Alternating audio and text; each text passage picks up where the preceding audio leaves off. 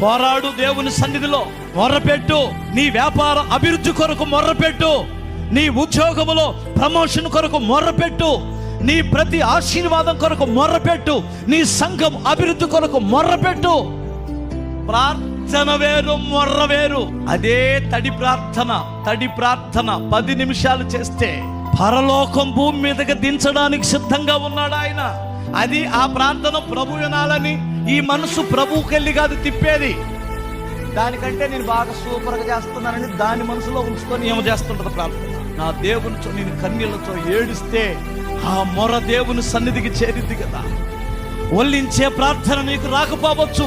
మంచి గొప్ప పదాలతో వల్లించి ప్రభు సన్నిధిలో ప్రార్థన చేయడం నీకు చేత కాకపోవచ్చు.